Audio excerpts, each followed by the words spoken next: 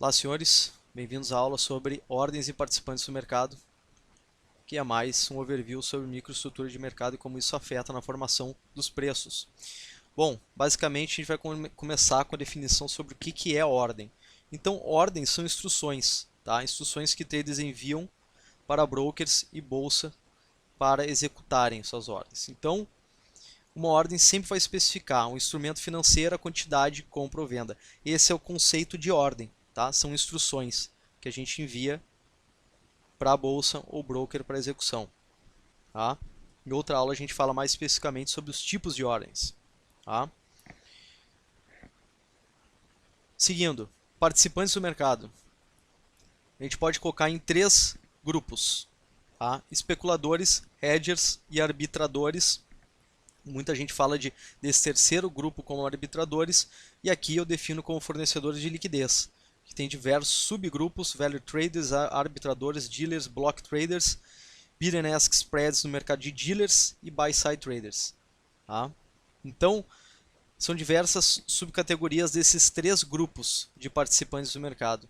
E dentro desses 3 grupos, tá? dessas motivações diferentes, estão os nossos participantes, que são tesourarias, fundos, empresas não financeiras, pessoas físicas, estrangeiros, market makers, high frequency trading instituições.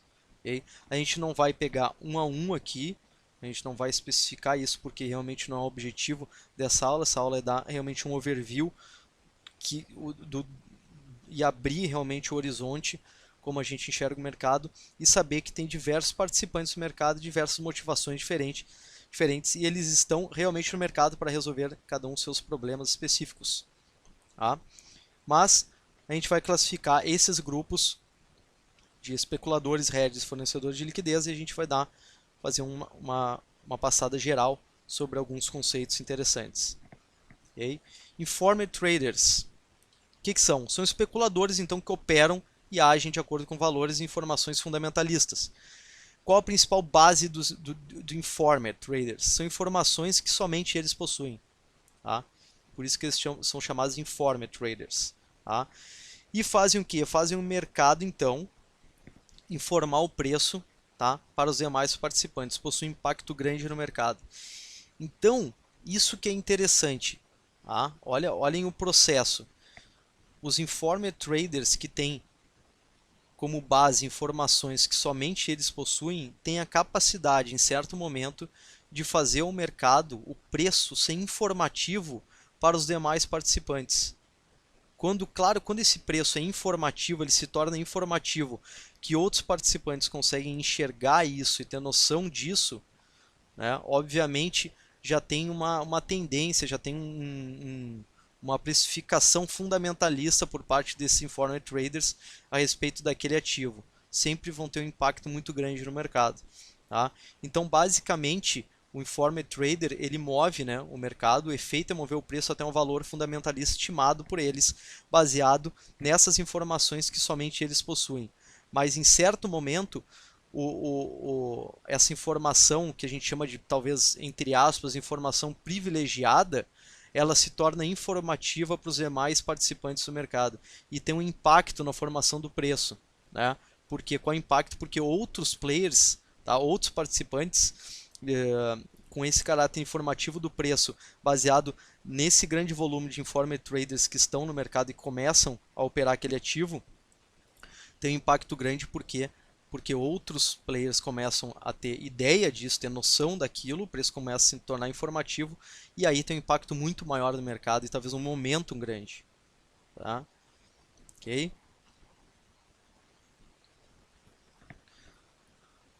Antecipadores de ordens, front runners. Esse é um conceito bem interessante também da gente saber. O que são? São especuladores que têm por objetivo lucrar com ordens enviadas antes de outros traders. Então, seu lucro vem da antecipação de suas ordens, frente a ordens de outros participantes que têm potencial para mover o preço. Então, basicamente, essa classificação, esse grupo de players, tem o objetivo de lucrar com o quê? Se antecipando a ordens de outros players, a ordens que têm potencial de realmente mover o mercado, mudar o mercado de patamar. E eles tentam se aproveitar se antecipando a essas ordens. Então, são chamados de front runners. Eles coletam informações sobre os trades que outros traders pretendem realizar. Tá? Então, com essa informação, executam sua ordem antes desses players executarem essas ordens maiores que realmente vão mover, tem capacidade de mover o preço. Tá? Outra subclassificação, traders técnicos orientados por sentimentos de outros traders. O que são? Tentam prever o que unformed traders pretendem fazer. Tá? E o que um exemplo disso? Por exemplo, estou operando e defino que eu sei que, por exemplo, naquela mínima, naquela máxima, ou naquele rompimento daquele candle, tem diversas ordens de stop. Tá? E eu tento prever o que unformed traders pretendem fazer naquela região. E eu tento tirar vantagem disso, ou tomando ali, comprando ou vendendo, acionando essas ordens e já zerando rápido. Então eu dou um front running nessas ordens. Eu tento me localizar, não, mas executar o meu trade baseado nessas ordens que tem potencial para mover o preço. Tá? E outra subclassificação são os squeezers, chamados de squeezers, que tentam explorar traders que precisam operar pressionando o mercado. Então pressionam para ele precisar comprar, né, e pressionam cada vez mais o mercado para cima e aquele player continua querendo comprar, então dão basicamente um front running naquela ordem e esse player é obrigado a piorar a oferta dele, né, e vão pressionando o mercado para que esse player cada vez pague pior e tira uma vantagem sobre isso. Isso é um exemplo, tá? Mas basicamente tentam explorar traders que precisam operar pressionando o mercado de alguma forma, chamado de squeezers, ok? Então são antecipadores de ordens. É claro que front runnings aí entra uma discussão muito mais ampla e técnica a respeito de legalidade disso tudo, tá? Então, claro que players que a gente considera coletar informações sobre outros trades, né, sobre traders que outros traders pretendem fazer, tem um lado, né, o lado legal disso tudo, se realmente isso é legal ou não é, e tomar vantagem disso, se é legal ou não é, mas isso não cabe a nós definir isso. Mas o importante é saber que existem esses front runners, antecipadores de ordens. Tá? Hedgers. Então, já havia falado um pouco de hedging em outra aula. E agora a gente vai falar um pouco mais sobre hedgers, que é o conceito de hedgers. Então, são investidores que têm como objetivo o quê? Reduzir o seu risco devido à movimentação dos preços. Operam principalmente contratos futuros e contratos swap. Um exemplo é uma empresa com dívida em dólar, como eu havia falado, pagamento em uma data futura. Essa empresa, através de um banco, então, uma corretora, um intermediador, um broker, tá? Realiza a compra de dólar futuro, equivalente à dívida que possui, e aí se redeia, né? se prende aquele preço, se trava naquele preço que quer pagar no futuro. Tá? Então, independente da variação do câmbio, esse player está redeado. Tá? Okay? Então tá travado naquele preço. Arbitradores, tá? São especuladores que operam visando ter lucro através da diferença de preço entre dois ativos correlacionados. Ativos correlacionados, qual é a definição disso? Tendem a se mover juntos. Uma oportunidade para os arbitradores, então, é quando esses ativos divergem da sua relação normal de arbitragem. Então,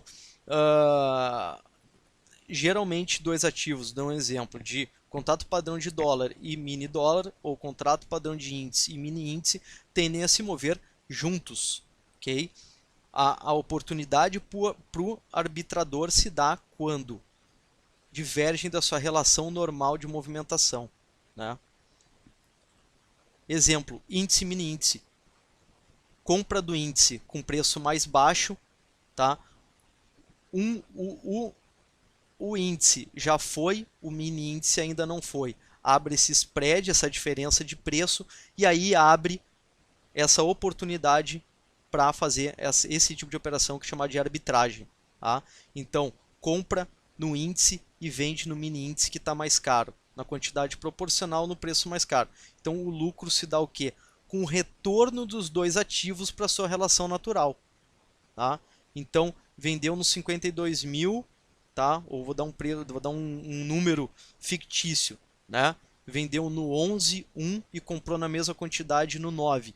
Esses dois ativos são correlacionados, a sua relação natural era para os dois estarem no mesmo preço ou muito próximos. Então, um tende a voltar e outro tende a voltar também e se equilibrarem, se equalizarem novamente, e essa diferença vai dar o lucro do arbitrador. Então, são operações de arbitragem. Ok?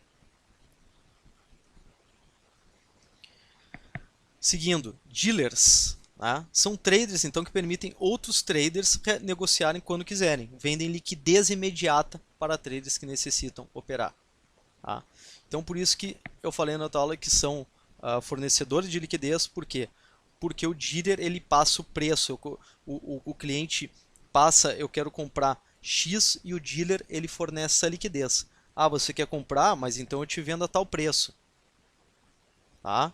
Então o dealer tem essa capacidade de, quê? De fornecer liquidez para traders que necessitam comprar. Então o lucro se dá quando? Quando a compra que necessitam por um preço e vendem para outros traders por um preço maior. Né? O lucro se dá quando compra-se de traders que necessitam por um preço e vendem para outros traders por um preço maior. Esse é o custo da imediatez que os dealers fornecem. Então o dealer tem essa capacidade de fornecer liquidez para players que precisam operar, tá? E passam um preço de compra e outro de venda. Esse spread, essa diferença é o lucro do dealer, basicamente. Ok?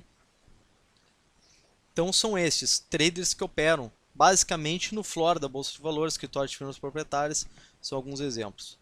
Ok? Block traders resulta então de ordens de tamanho muito grande. Tá? A gente tem algumas plataformas aí, aviso de block trades. Tá? Mas aqui a definição de block traders a definição de players que tem que enviar uma ordem de tamanho muito grande. Tá? Então o que resulta de ordens de tamanho muito grande, pelo seu tamanho, né, elas não conseguem ser executadas através de procedimentos normais de operação. Tá? Aqui tem duas subclassificações: block brokers, block dealers. Então, eles consideram muito como essas ordens podem ser executadas para realmente não representarem um grande impacto no preço e também perceptível para outros traders. Okay? Então aí entra, notem como tudo isso aqui envolve realmente a dinâmica do mercado e a formação dos preços e a característica do mercado, a característica de diferentes ativos. Vou dar um exemplo de papel, ações, onde se enquadram block traders que tem que enviar ordens de tamanho muito grande. E por que isso modifica a formação do preço? Por que isso modifica, tem um impacto no mercado? Né? Principalmente em papel. Porque a forma como esses traders vão enviar essas ordens talvez seja diferente de outro ativo. Tá? Traders que enviam ordens, por exemplo, em papéis, em ações, vão enviar ordens através de algoritmos, VWAP, TWAP, ordens automatizadas que compram ou vendem ao longo do dia, tem como referência o VWAP como um benchmark para execução dessas ordens gigantescas. Por quê? Porque se forem executar essas ordens gigantescas de uma só vez, vão ter um impacto muito grande no mercado, altamente perceptível por outros players, e aí todo o mercado vai ter a ideia do que aquele player tem a fazer, e aí entra outros tipos de operações, tipo front-running. Né? Então notem que tudo tem uma relação, tudo está correlacionado, e de acordo com cada ativo, né, há uma formação de dinâmica, um impacto no preço referente a tudo isso, todo esse estudo, né, a respeito de bolsa, regras e toda essa estrutura, né, ordens, tá, e participantes. Okay? Exemplo de ordens também, ordens iceberg. São players que têm que enviar uma ordem muito grande, mas não tem como executar aquela ordem pelo tamanho daquela ordem, não tem como executar ela através de um procedimento normal de operação.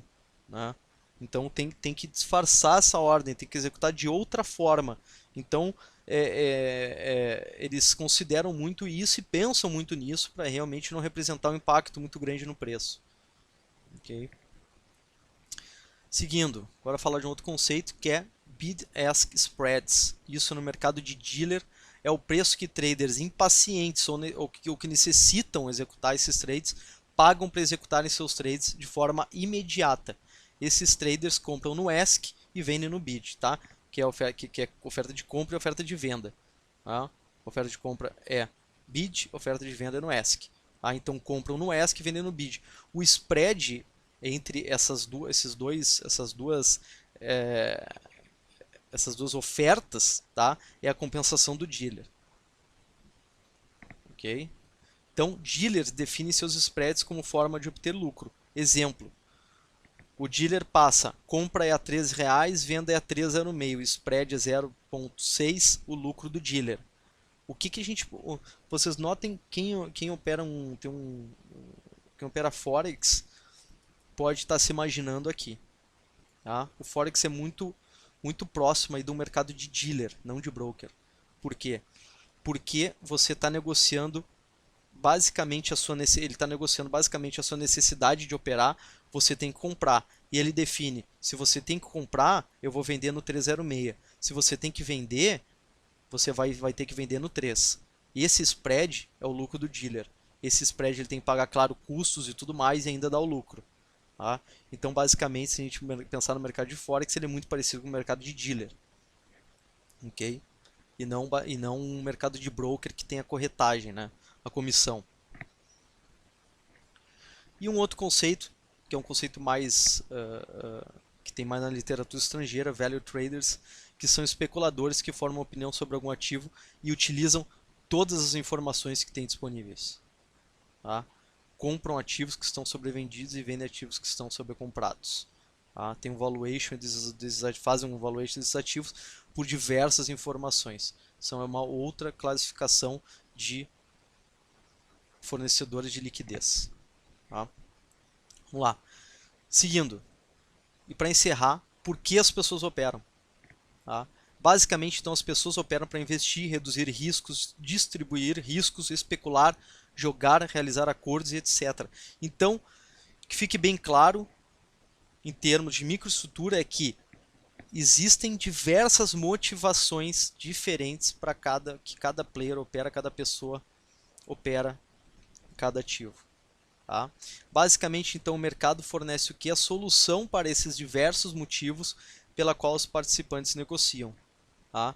E é muito difícil a gente operar da melhor forma também se a gente não sabe o motivo exato pela qual a gente opera. Tá? Então a gente tem que ter um motivo para operar. Né? O que a gente vai operar? Pô, somos o quê? Somos especuladores, a gente formamos opiniões, a gente quer o quê? Trazer o melhor resultado do nosso investimento. Né? A gente quer investir e com o dinheiro investido a gente quer obter um bom resultado.